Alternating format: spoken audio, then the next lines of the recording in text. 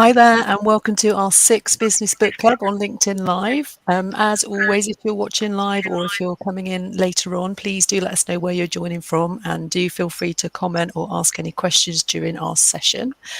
So as usual, I'm joined by Alyson, Rebecca and Gill, and we are going to be discussing today a book called Super Senses by Emma Young, which talks a bit about how we have 32 senses, not the classical 5 that we're all aware of. So do a bit of an intro first. Gill, do you want to just say kind of who you are and what you do? Yeah, I'm an executive coach. I'm also a leadership development facilitator. And within the executive coaching, I do look a lot at the person and the way we are and how we work through our bodies as well. Brilliant. Okay. And Alyson? Yeah, also an executive coach and a career transition coach with a particular interest in the, as I say, the mental health aspects of how we stay focused, so resilience, and also some of the neuroscience behind why we do the things we do. Excellent. Rebecca? Yeah, so my name is Rebecca Wilson. I am a business operations advisor and outsource COO. So I help businesses to set up processes, systems, data, that kind of thing. And I just love reading books. Brilliant, thank you. And I'm Sarah, and my main emphasis is on LinkedIn career coaching. So we're going to just start with overall views on the book and some facts. I think we all found some really interesting facts in the book. I know I found the book quite heavy going, so it reminded me a bit of being in a science lesson at school.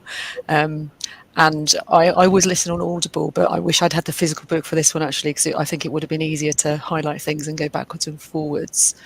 But Gill, what were your views?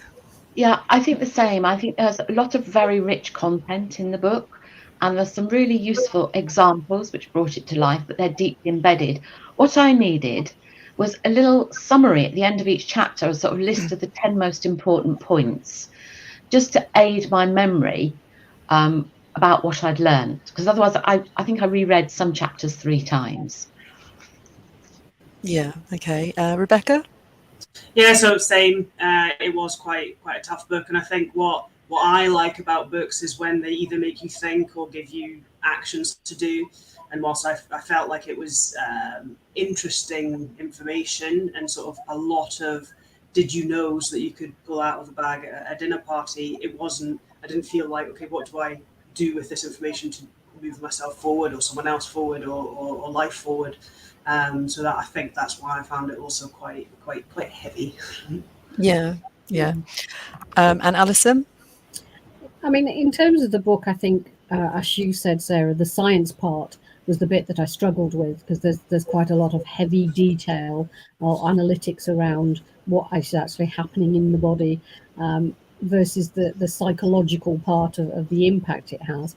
But I think it's fascinating that we moved a long way from the 5 senses to 32, and it incorporates a lot of things that we are aware of, like you say, things like we're going to talk about today, that like gut instinct and that sense of direction, and even to that amazing nurse who can smell Parkinson's disease before it's been diagnosed. You know, some of these things that are really coming to light in the research that's happened over the last 2 decades, which is phenomenal. And you can see the progress that we're making with some of these things. So yeah, there were lots of really interesting things, but as the other 2 ladies have said, I'm not sure exactly what I'm going to do with those things, apart from dinner parties. Yeah. Oh, that's give you an idea, Rebecca. Yeah, a couple of people saying hi. So hi, Bernard, and John is saying dipping in quickly to say hi. Haven't come across the book or the author before. Sounds interesting. Chapter summaries for the win. Absolutely, absolutely. So back to facts. So is there anything in particular that you found for you, Gill? Any sort of facts that you would like to talk about? Well, I found absolutely fascinating that the fact that personality can influence what people see or they report seeing, and that's been linked to Costa and McRae's Big 5. So people who are more open to experience, which is one of their measures, see things very differently. And the other thing is that language shapes the colour we see. And looking at different languages and cultures and the names they have from colours and which colours they actually see. So I think it was the tribe in Papua New Guinea. They didn't distinguish between blue and green. And, you know, in Russian and in Greek, for light blue and dark blue, they don't have blue. Light blue and dark blue are separate colours, which I found was absolutely fascinating. And that will, of course, affect our perception of the world. Yeah, absolutely.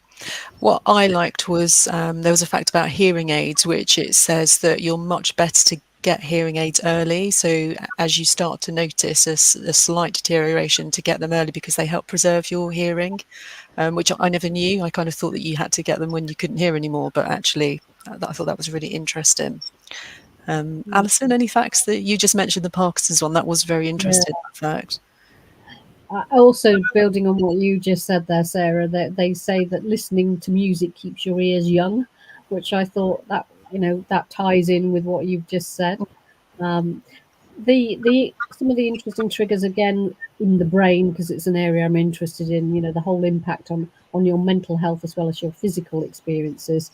You know, the pain and the damage sensors that and how that works.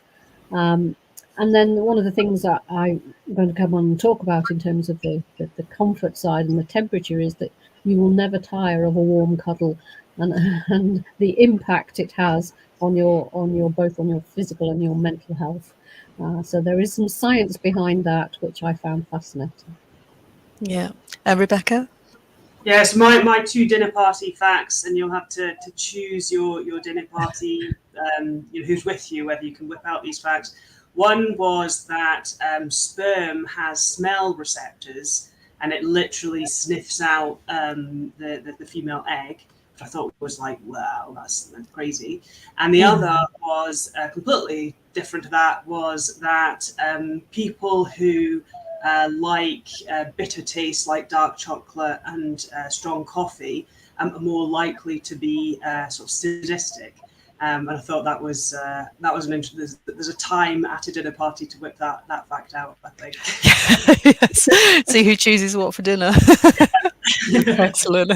That's really good. And there was one, I can't remember the exact details now, but about a man who had lost his sense of smell in an accident. So that that really affected his taste as well, and it just wasn't enjoying food anymore. But then they did some work with him and the smell ended up coming back, which I think is really unusual. So I thought, again, really interesting to read a bit more about that and how that works. I'm sure that's relevant with the stuff we've just been through in the pandemic and COVID and things like that, people losing their sense of smell. Does it come back the same or does it come back different? Yeah, that's really true. Or somebody going through cancer treatment, again, that can affect their sense of smell, which is interesting. Yeah, and often pregnant women have a really strong sense of smell as well. I don't know, that's often one of the first signs that you're pregnant. So yeah, it is very interesting to read a bit more about that, but as we'd all said, a little bit heavy. Okay, so we then went on to the new senses. So we've all picked one of the new senses to talk about. So should we go to Rebecca first, talk about gut reactions? Yeah, so gut reactions is obviously, as you would imagine, it's your sense of kind of knowing what to do based on what your gut tells you. And there's a couple of really interesting kind of facts to pull out of this chapter. So the first one was it talked about your gut in the sense of not just your gut reaction, but actually how your gut actually works and how you feel full, not necessarily just because of the volume of food in your stomach, but there's actually receptors in your gut that tell you if you've got the right nutrient combos, and if you don't, you feel hungry, which is obviously actually an actionable takeaway in the sense of if we want to lose weight, absolutely making sure you've got the right nutrients should make you feel fuller because of those sensors. And they also said you can trick yourself into feeling full or not full. So if you tell yourself, I am full, you lose your sense of hunger and don't want to eat more food. So that actually was something that's useful for anyone like me that is a yo-yo dieter. And then the other one, in terms of actual gut reactions, is that they did a study of, what do they call it? People who trade on the trader floor, like market traders. You know, like what are they called? losing the word, the people who like bid on stocks and shares and stuff. Yeah. I forget the name of those. Just traders, are they? Yeah, traders. Yeah. So anyway, those people, stock traders, is it? Yeah. So they actually they figured out that your gut reaction is actually physical changes in your body. So you can learn how to you can learn a sense of whether something's good or bad, and you actually do increase your heart rate, increase your temperature, increase your blood pressure, etc. And people who are much more attuned to that can make better gut decisions. And they looked for a group who are making these kind of gut decisions a lot of the time, can't explain why they're bidding on this or bidding on that. And they looked at these traders and they found they had a much more in tune with these kind of bodily changes that you can't notice, but you obviously can subconsciously notice. And you can train yourself to be kind of more listening for those signals. So I thought it was kind of fascinating to know there actually is a science behind go with your gut. It's not just one of those kind of sayings. It actually does mean something. But the dieting advice I think is pretty good. Yeah, I didn't read the part about the traders, but that's really interesting. I think given the work that Gill and Alyson and I do, quite often we are meeting people like that. And I wonder if there is a thing on if you're going to make a good trader or not, and if that is how much of it is learnt and how much of it is they say yeah. Is it you have this sense, therefore you become a trader, or is it you train yourself because you're a trader? They didn't have a answer for that, but really interesting. Very interesting. Gill, any views on the gut reaction side? Oh, I find it quite interesting because, of course, you have part of your brain is in your gut, so you have as many neurons in your gut as there are in the head of a cat, and it's linked to your brain via the vagus nerve. The vagus nerve goes all over your body in different ways. So our gut is really, really important. And of course, we know it's your gut where a lot of illnesses start as well. So this whole idea of looking after our gut we always knew it was important, but I think this really shows that it's really, really important. Yeah, excellent. Alyson, anything to add on that one? Sure. Yeah, I mean, again, there's been quite a lot of work done on this whole head, heart, gut, and it always sounds a bit awful, doesn't it? Gut reactions. It sort of has this unpleasant kind of feeling that we're talking through our digestive tract, which doesn't feel quite normal. But Gill's right. There are as many receptors, and I certainly know in my career when I've done something as a gut reaction to. I've probably pretty much always been right, very rarely been wrong. When I'm making choices based on my gut as opposed to my head and heart, the rational and the feeling side of me, then I'm pretty sure that I've made the right decisions. Yeah, that's interesting. And Paul, my husband, often gives me feedback on this. If I make a decision about someone based on a gut reaction, there's not much changing it, and I'm normally right. He comes around in the end, he's like, "Yeah, you were right." Yeah, it's funny. Not that I do that all the time, but every now and then. Okay, so shall we move on to Alyson then? So you were going to talk about why cats and dogs make us happy.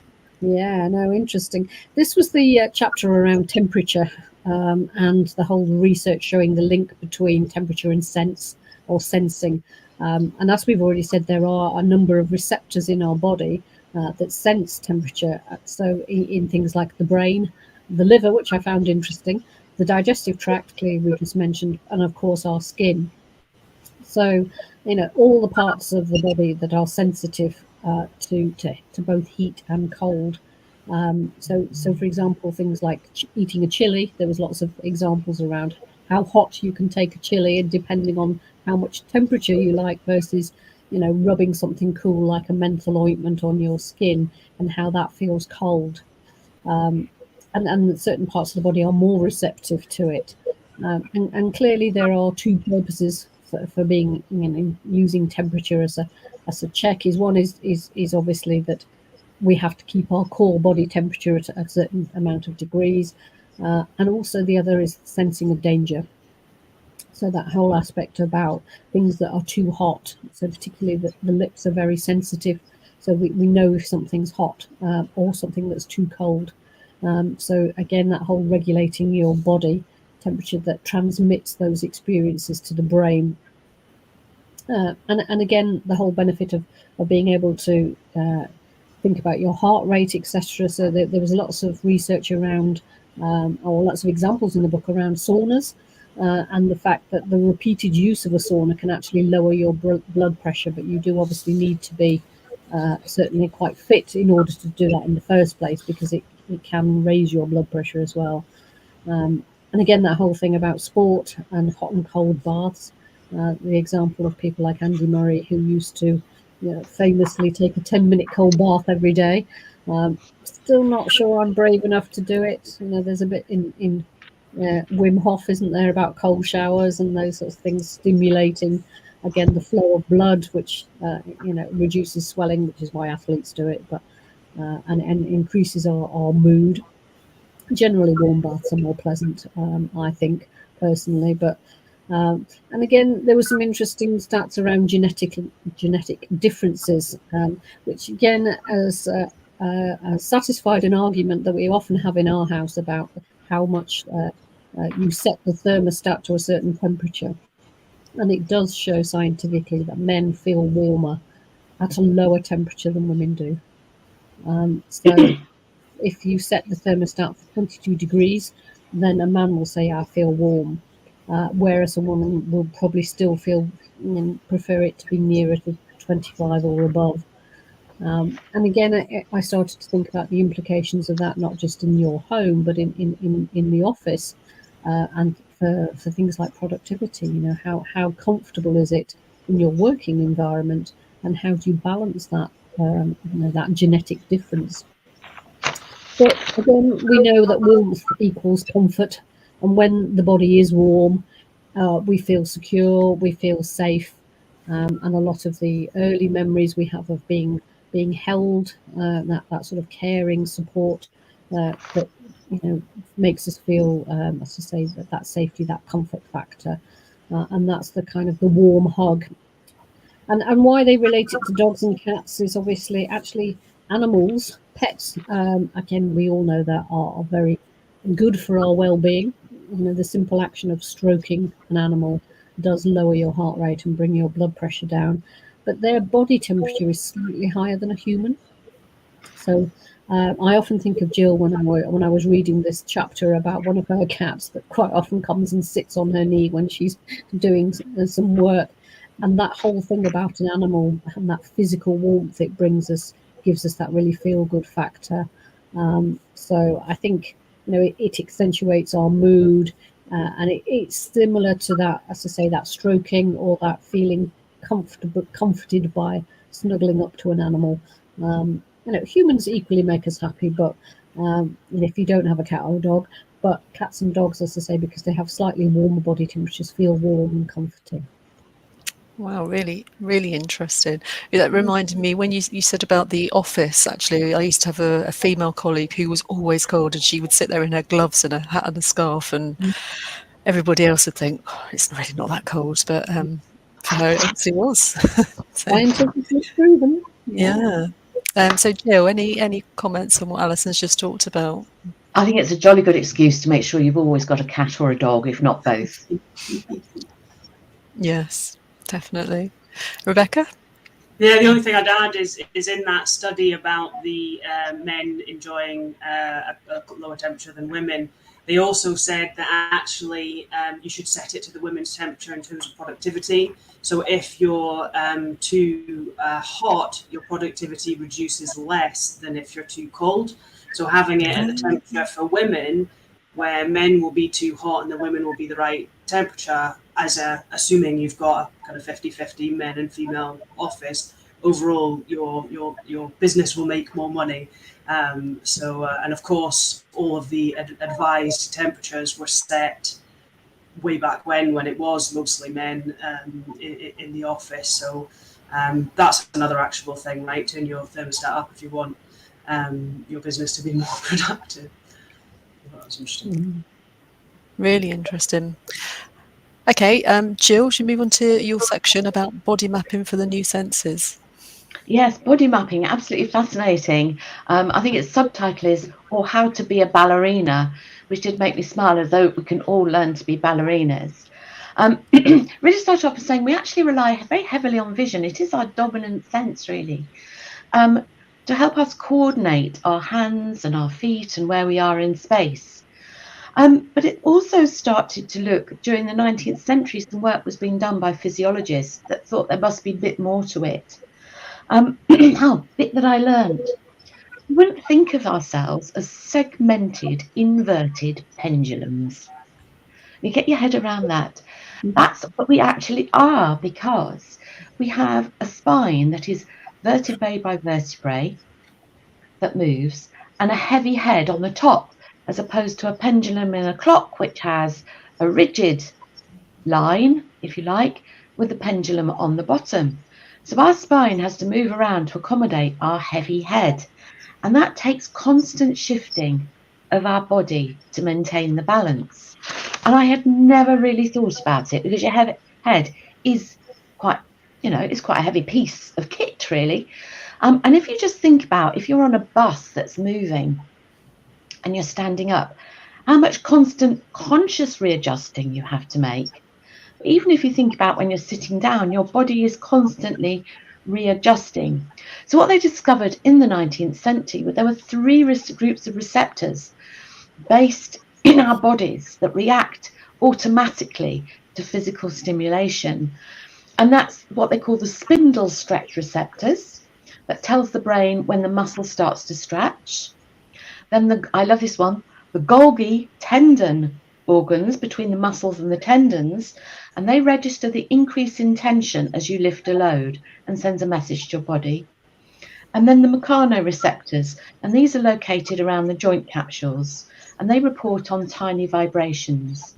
And collectively, they help us to maneuver our bodies in space. Now, they did have some examples in her book of some people that were, if you like, born without, or had an accident, an illness, and lost their proprioception. And they'd used vision to compensate. But here's the really interesting thing. Both of them had skeletal deformities, or skeletal deformities. One had scoliosis of the spine, which leads them to suggest that the proprioception, those extra receptors in your body, are really important for skeletal development. So if you haven't got them, that will cause a problem. And I guess in terms of useful stuff, they looked at example from Here Comes the Ballet bit, the Northern Ballet. They have a teacher there called Yoko Ishino, and she used to be a principal ballerina. She danced with Baryshnikov. She also danced with Nureyev. And particularly for the female, and particularly in certain ballets, you have to have an incredible sense of your body in space and where you are, and knowing where you are to hold a balance, because you are on point. And in certain ballet, particularly, it's the Rose Adagio and Sleeping Beauty, where Sleeping Beauty meets all her suitors. And if you're into dance, it's really well known, where they are on one leg, it's normally the right leg, with their other leg held up.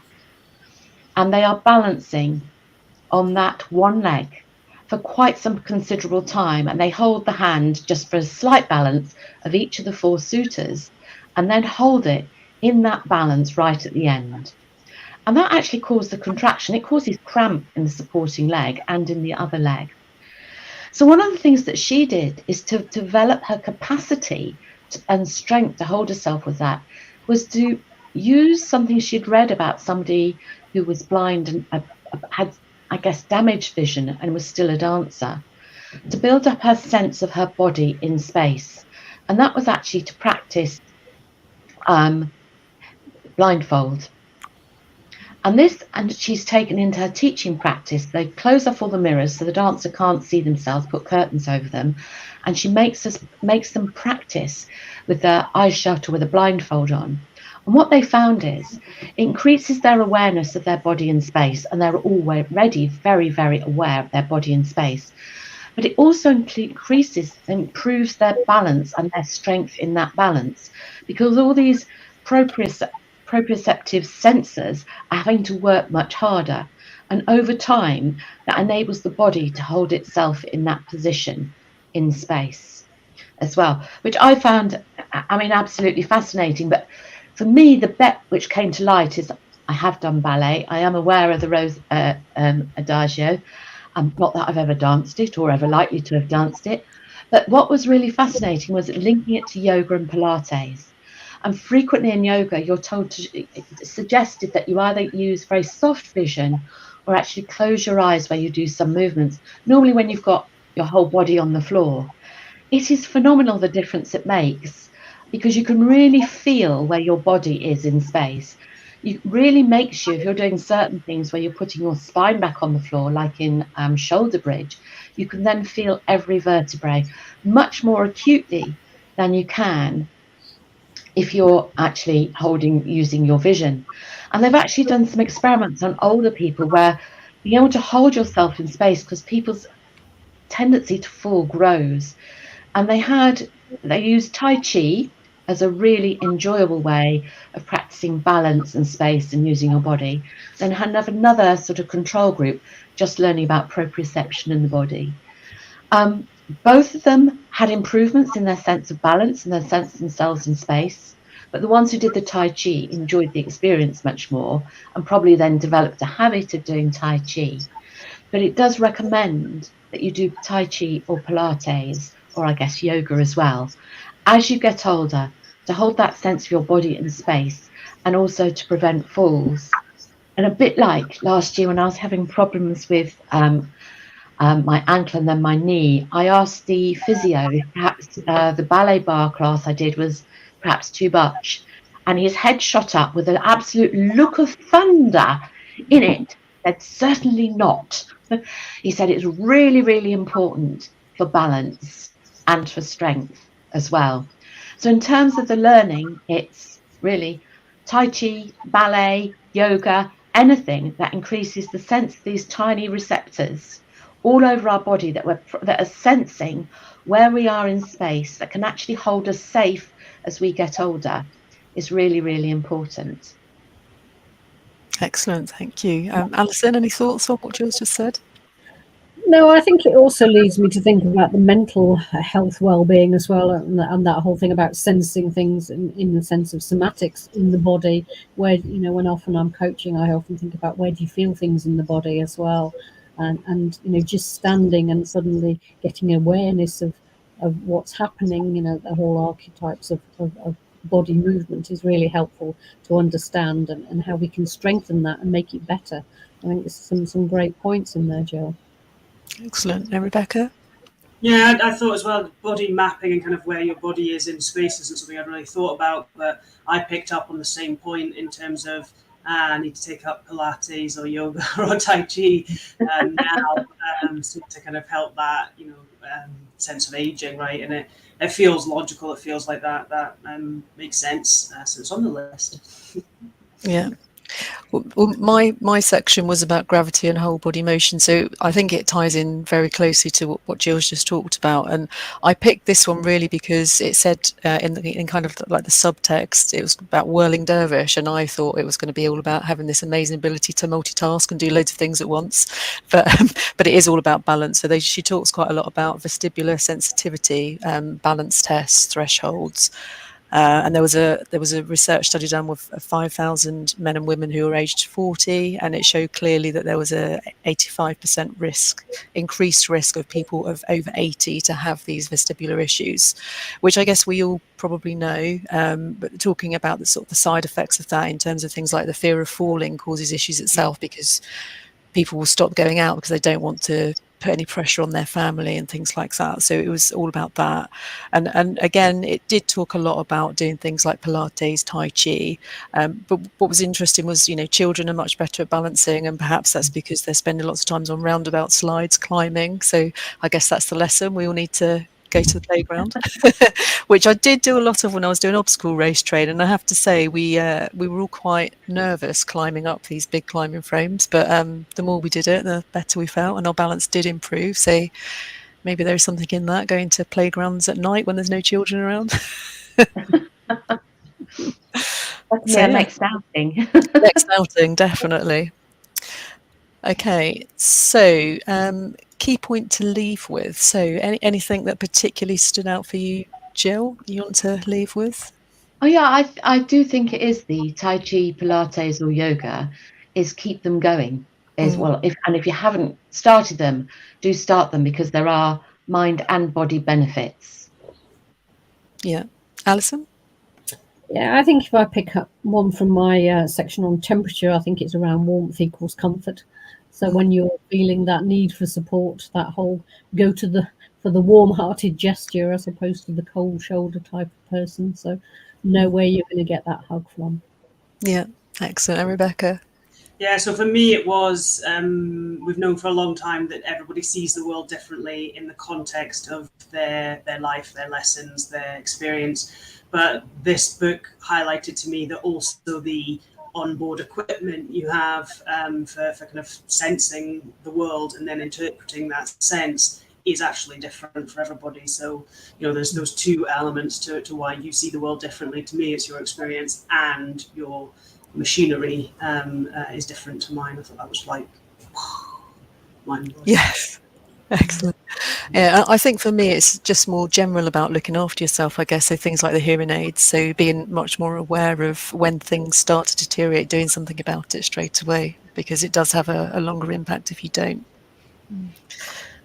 Okay, so we chatted beforehand, and next time we're going to be talking about The Power of Regret by Daniel Pink. So thank you very much for joining and chatting today, and thank you to anyone that's been watching and anyone that catches up on the replay. So see you all in a month or so. Thank you very much. Thanks. Bye. Bye.